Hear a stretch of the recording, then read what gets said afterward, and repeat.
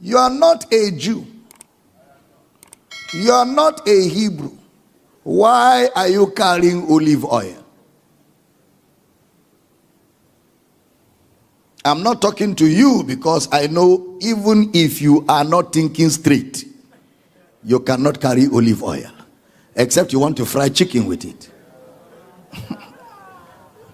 Right? Right? Or except you are hiding it in your bedroom for personal use. You are not a Jew, neither are you a Hebrew. So it is not within our culture. God is simply relating with them according to their culture. Numbers 35:25. Numbers 35:25. And the congregation shall deliver the slayer. Hold on, PJ. How many of you observe that even where originally it was in their culture to use the oil, they have never prayed on the bottle? Oil turned out to spiritual oil. What madness? Where are you getting that from? Even those who invented it, Jacob, them, the fathers, the founders, didn't pray on the oil. They only carried the oil and poured to symbolize that this place is sacred. So where did your Pentecostal leaders and modern day babalawos and all these charlatans, where did they get praying over the oil from? Where did they get it from? And none of them is a Jew, neither is any of them a Hebrew. Numbers 35:25. And the congregation shall deliver the slayer out of the hand of the revenger of blood. And the congregation shall restore him to the city of his refuge, whither he was fled. And he shall abide in it unto the death of the high priest, which was anointed with the holy oil. Which was anointed. So the priests were anointed, and places were anointed. Judges, the 9th chapter, the 8th verse. Judges 9:8. The trees went forth on a time to anoint a king over them, and they said unto the olive tree, Reign thou over us. Verse 15. And the bramble said unto the trees, If in truth ye anoint me king over you, then come and put your trust in my shadow. And if not, let fire come out of the bramble and devour the cedars of Lebanon. Now pay attention here. In this instance, the oil wasn't mentioned. Oil wasn't mentioned in this instance. Which means as the days went on, the use of the word anoint was used for consecration, sanctification, and choice. It was used as the days went by for consecration, for sanctification, and for choice. So whether with or without the oil, the word anoint was used for consecration. Whether with or without the oil, as the days went by. Which means to choose. When we say you are anointed, it means you are chosen.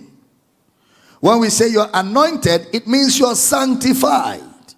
When we say you are anointed, we mean you are separate. So with or without the oil, the word anointed is now used for something that is sacred. So the priests were sacred people. So that means that tent is called Christ. That tent is called Christ.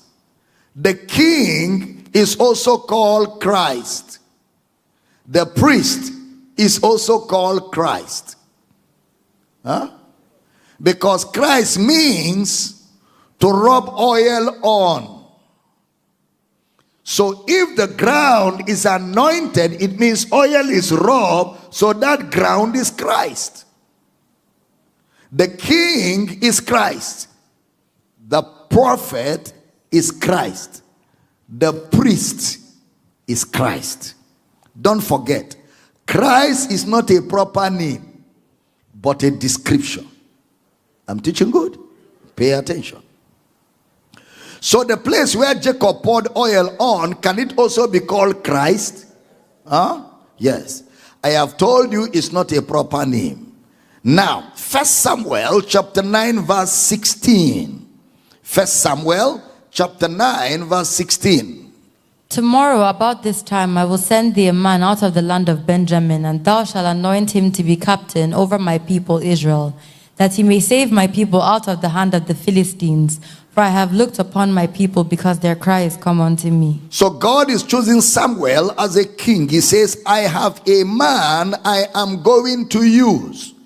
The man is sacred to me, but you will now go ahead because I have chosen him. And because it's within your practice, you're going to put oil on his head. 1 Samuel chapter 10 verse 1. 1 Samuel chapter 10 verse 1. Then Samuel took a vial of oil and poured it upon his head and kissed him and said, Is it not because the Lord hath anointed thee to be captain over his inheritance? The Lord has anointed thee, not that the Lord will anoint you. So I'm not pouring the oil for you to be anointed. I'm pouring the oil because the Lord has already anointed you to be captain over his inheritance. So anoint, which involves the use of oil, but primarily means to choose. A chosen one. A chosen place. A chosen person is the word Christ.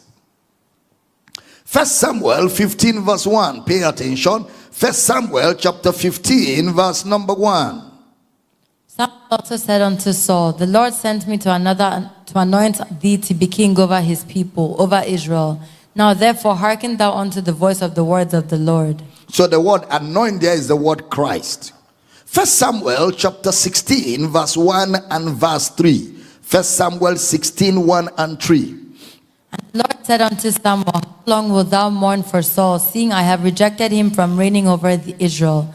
Fill thine horn with oil and go. I will send thee to Jesse the Bethlehemite, for I have provided me a king among his sons. Give me verse 3. And call Jesse to the sacrifice, and I will show thee what thou shalt do, and thou shalt anoint unto me him whom I name unto thee. God has already chosen someone. You will go there as a manner of ceremony. I will show you the person. You will anoint him. So I have chosen him, but anoint him as a symbolic cultural practice. Look at verse 12 and 13 of 1 Samuel 16. Pay attention. And he sent and brought him in. Now he was ruddy and withal of a beautiful countenance, and goodly to look to. And the Lord said, Arise, anoint him, for this is he. Next verse. Then Samuel took the horn of oil and anointed him in the midst of his brethren. And the Spirit of the Lord came upon David from that day forward. So Samuel rose up and went to Ramah. So God has already chosen him. So which means kings were also called anointed. Kings. So we have places anointed. We have kings anointed. 2 Samuel chapter 2 verse 4. Pay attention. 2 Samuel chapter 2 verse 4. And the men of Judah came, and there they anointed David king over the house of Judah. And they told David, saying that the men of Jabesh Gilead were they that buried Saul. So they anointed David, which means the anointing oil used is to show that God has already chosen this fellow. To show that God has already chosen this fellow. Look at Psalm 45 verse 6 to 7. Psalm 45 verse number 6 to 7. Thy throne, O God, is forever and ever. The scepter of thy kingdom is a right scepter. Next verse. Thou lovest righteousness and hatest wickedness. Therefore God, thy God, hath anointed thee with the oil of gladness above thy fellows. The oil of gladness. The oil, not olive oil. The oil of gladness means there was no use of physical oil. And is repeated in Hebrews chapter 1 verse 9. And we will look at that. So there was no use of physical oil in that context. Psalm 89 verse 20. Don't forget, we're looking at the church in service from the original use of the word church. All this journey will get us there eventually. Psalm 89 verse 20.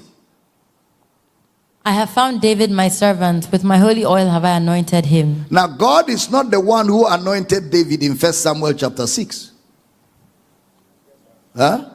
It was Samuel that did it. But God is referring to something else here. This, with my holy oil have I anointed him, is different from what Samuel did. I have anointed him with my holy oil, not olive oil. God is educated enough to know the difference between holy oil and olive oil, and is not the author of confusion. He cannot be meaning olive oil but mistakenly pronounce it as holy.